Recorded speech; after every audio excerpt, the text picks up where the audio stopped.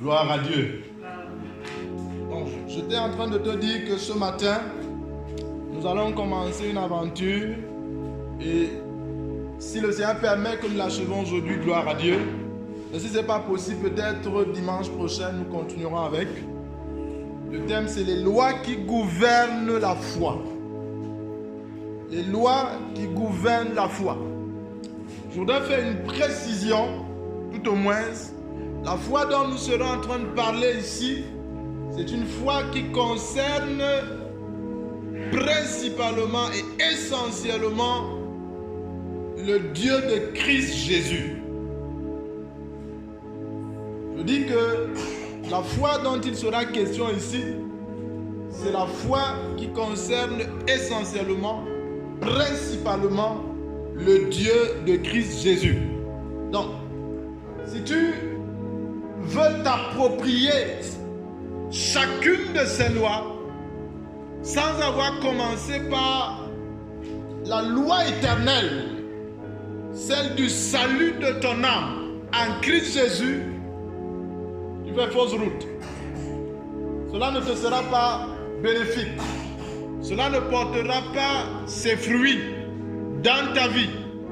Parce que lorsque tu liras les Écritures, tu vas découvrir dans le livre des Actes des Apôtres que le Saint-Esprit, au travers des écrits de l'auteur des Actes des Apôtres, fait mention de quelque chose de très important et de fondamental. C'est celui de savoir que tous les prophètes, sans exception, ont reconnu que ce n'est qu'en la personne de Jésus que Dieu, l'auteur de toutes choses, parce que nous croyons en son existence, a planifié le salut de l'homme, a planifié le rachat de l'homme. Parce qu'il faut que tu le saches, ce n'est pas un fake news. L'homme a besoin d'être racheté. Et il n'est pas capable par lui-même de pouvoir se racheter. Il n'est pas capable par les principes astrologiques, par les principes magiques, par les principes de sorcellerie. Il n'est pas possible par les principes des traditions et des coutumes des hommes.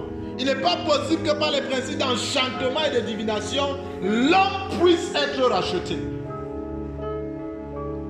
Donc si tu es du nombre de ceux qui ne croient pas à l'existence de Dieu, nous voulons te dire que la parole de Dieu déclare dans les Psaumes que l'insensé dit que Dieu n'existe pas. Je te le dis de façon un peu plus dure. L'idiot dit que Dieu n'existe pas. Le feignant dit que Dieu n'existe pas. Le stupide dit que Dieu n'existe pas. Donc dès que tu entres dans le sillage de ceux qui doutent de l'existence de Dieu, tu es un idiot, tu es stupide, tu es insensé, tu es fou. Attends pas de commencer à marcher et que tes cheveux poussent comme pour Nebuchadnezzar et que tu commences à avoir les ongles comme les ongles de faucon pour penser que tu es fou. Donc cela est très important de le dire à l'introduction. Alors nous allons lire notre premier texte et nous allons voir une première loi, la première loi qui gouverne la foi, Luc chapitre 1er verset 37. Notre sœur Inès fera la lecture pour nous.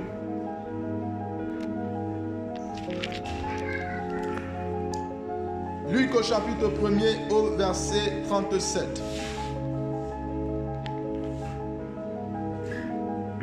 Luc chapitre 1er verset 37. Alléluia.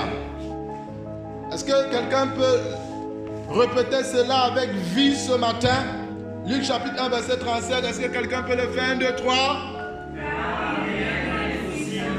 Jusque-là, c'est juste une lecture plate. Je veux une lecture pleine de vie. Je veux une lecture encore plus vivante. Bien-aimé, c'est un principe que tu dois avoir, qu'il soit inscrit dans ton âme. Il n'y a rien qui soit impossible à Dieu. C'est une loi qui doit gouverner ta foi en la personne de Christ Jésus. Il n'y a rien qui soit impossible à Dieu. Tellement de choses sont impossibles à l'homme. Tellement. Mais pour Dieu, bien-aimé, rien du tout n'est impossible. Il faut que tu te le rappelles à chaque moment. Il faut que tu te le rappelles à chaque instant. Il faut que tu te le rappelles même d'ailleurs chaque jour. Quand tu penses à un certain nombre de choses et que tu te rends compte que c'est impossible, dis-toi toujours, cela n'est pas impossible à Dieu. Chacun d'entre nous en tant qu'homme a ses impossibilités. Il y a des choses qui sont impossibles pour un enfant, mais cela n'est pas impossible pour un adolescent. Il y a des choses qui sont impossibles pour un adolescent, mais ce n'est pas impossible pour un jeune. Il y a des choses qui sont impossibles pour un jeune, mais ce n'est pas impossible pour un adulte. Il y a des choses qui sont impossibles à un homme, mais ce n'est pas impossible à une femme. Il y a des choses qui sont impossibles à une femme, mais ce n'est pas impossible à un homme. Il y a des choses qui sont impossibles pour le pauvre, mais il y a des choses qui ne sont pas impossibles pour le riche. Donc chacun d'entre nous a son niveau d'impossibilité. Donc si tu te retrouves avec des impossibilités, ne pense pas que tu es damné. Non, ça n'a rien à voir. Ne pense pas que tu es maudit parce que tu fais face à des impossibilités. Il faut vivre dans le registre de ton âme. Quand bien même ce sera impossible pour moi, il y a des personnes pour qui c'est possible. Alors s'il y a des personnes pour qui c'est possible et que tous les hommes sont soumis à la loi de l'impossibilité, il y a donc maintenant une loi qui dit, pour Dieu, rien n'est impossible. Alléluia. La deuxième loi qu'il faut que tu aies dans ton âme, c'est Hébreux chapitre 6, verset 18. Hébreux chapitre 6, verset 18. Hébreux chapitre 6 au verset 18. Est-ce que notre soeur peut lire pour nous? Afin que, par deux choses ignorables, dans lesquelles il est impossible que Dieu mente, Alléluia. nous pouvions un puissant encouragement, nous dont le seul refuge a été de saisir l'espérance qui nous était. Alléluia. Est-ce qu'on peut insister sur ce texte, Hébreux 6, verset 18? Afin que, par deux choses ignorables, dans lesquelles il est impossible que Dieu mente, nous pouvions un puissant encouragement, nous dont le seul refuge a été de saisir l'espérance qui nous était. Écoute-moi, bien-aimé, ce matin. Écoute-moi, toi qui choisis de t'engager dans la foi en Christ Jésus. Il est impossible que Dieu mente. C'est impossible.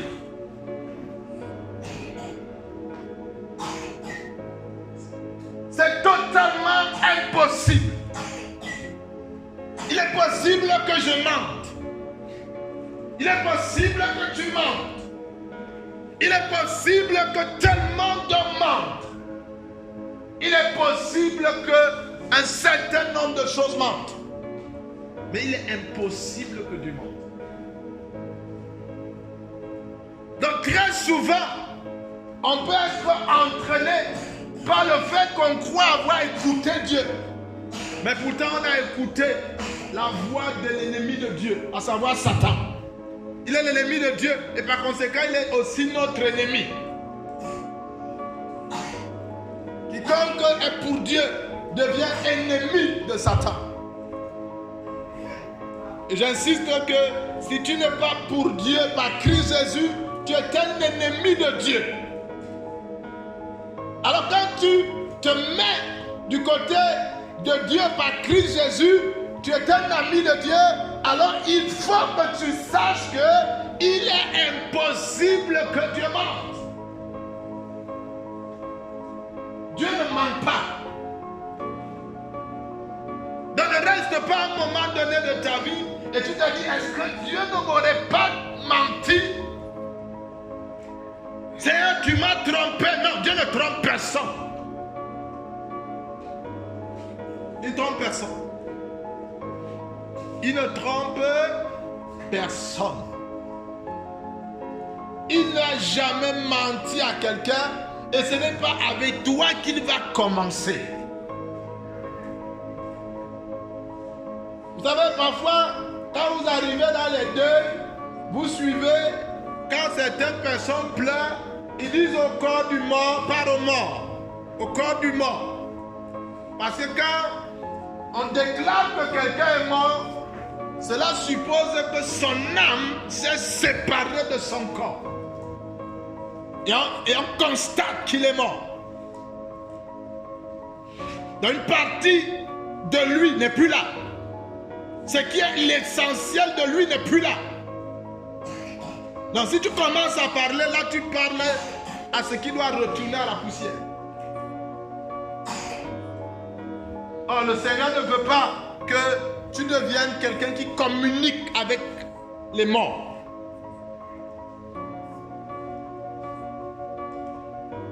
Et ensuite dans ces gens disent, tu m'as trompé. Tu m'as dit que tu vas guérir, non? Tu as même dit que j'aille préparer. Tu as dit que ça va aller. Certainement, tu as suivi ne serait-ce qu'une seule fois les gens pleuraient comme ça. À un lieu de deuil. Qui m'a trompé, il m'a trompé, il m'a laissé au carrefour. Dieu, il ne laisse pas les gens au carrefour. Il n'abandonne jamais quelqu'un. Jamais.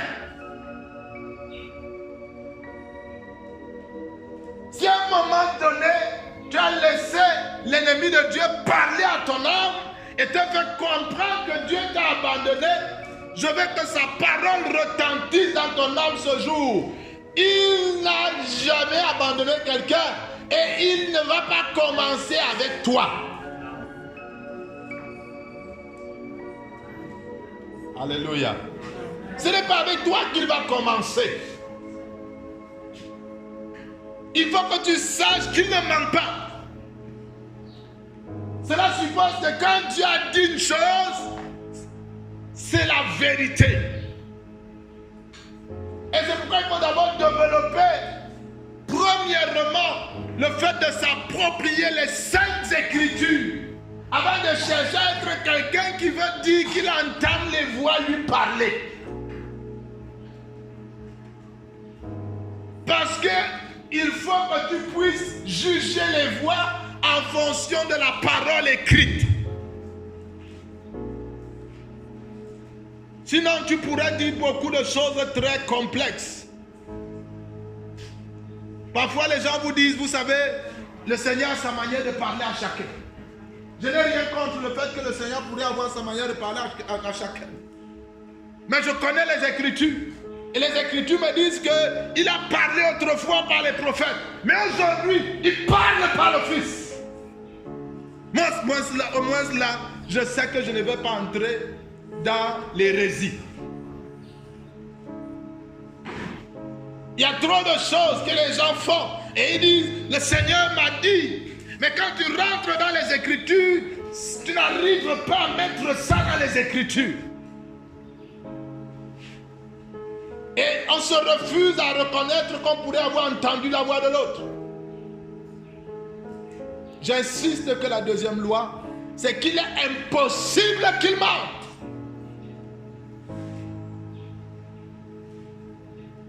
Parfois, j'ai pour habitude de dire que si Dieu programmait mentir, il va dire la vérité.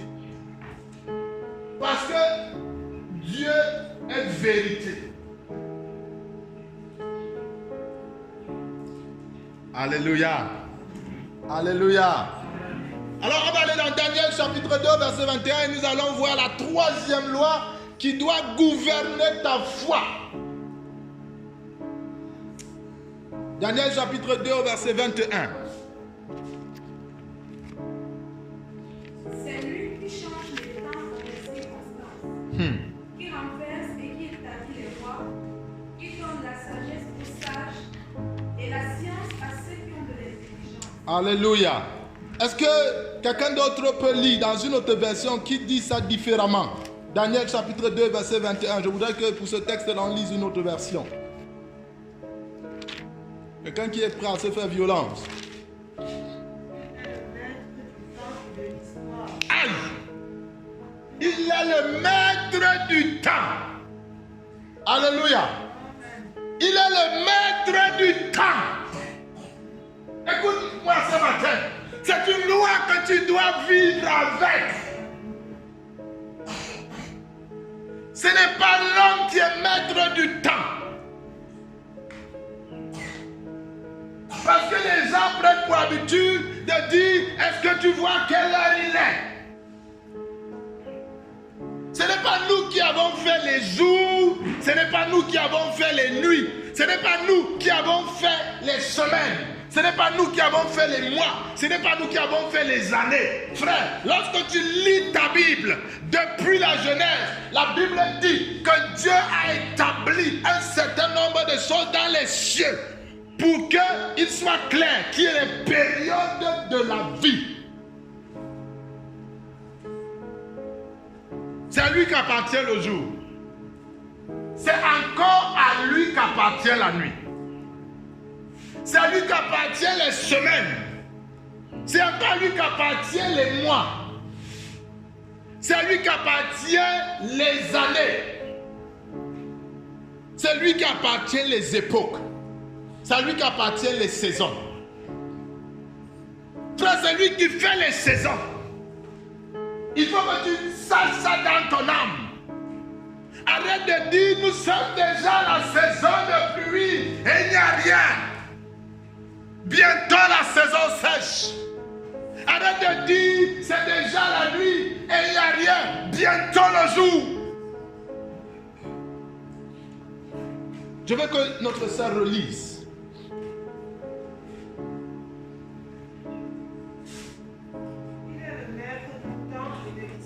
Il est le maître du temps. J'aime ce que ça dit aussi de l'histoire. Mais en réalité, pour que tu comprennes, d'autres versions disent, il est le maître du temps et il est le maître des circonstances. Cette loi, c'est une loi avec laquelle je dois marcher. Aussi longtemps qu'il est le maître du temps, je n'ai pas à être inquiet. Aussi longtemps qu'il est le maître des circonstances, je n'ai pas à m'inquiéter. J'ai un homme, il est dans la gloire aujourd'hui. Il a dit qu'il était en Thaïlande quand il y a eu le coup d'État. Il a dit, Seigneur, entre tes mains, je remets ma vie. Il s'est couché lui sur le goudron. Et les balles crépitaient de partout. Et il était couché, il dormait.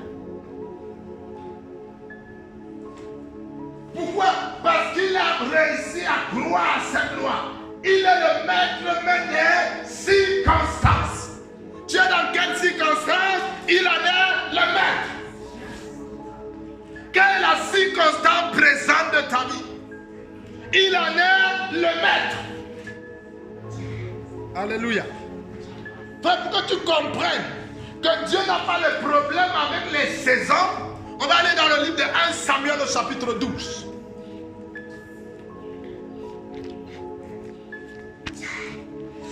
Un Samuel chapitre 12, tu vas découvrir quelque chose qui est étonnant pour toi et pour moi. Un Samuel chapitre 12, le verset 17.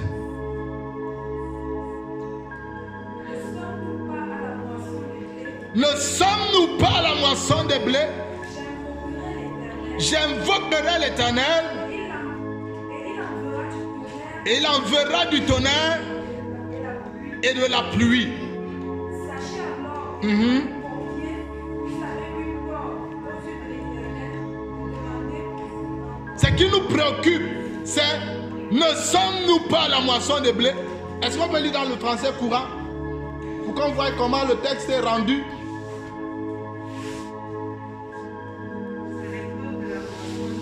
C'est l'époque de la moisson du blé. N'est-ce pas? Je vais prier le Seigneur. Pourquoi il dit ça? Parce qu'il veut que les gens comprennent que en temps normal, le tonnerre ne peut pas être présent maintenant. En temps normal, la pluie ne peut pas être là maintenant. Pourquoi les hommes parlent du changement climatique? Il y a beaucoup de gens qui sont en train de dire qu'ils ne savent pas comment seront les prochains jours au Cameroun. Les saisons ont beaucoup changé. Dû au fait que les hommes ne respectent pas les principes qui gouvernent la vie.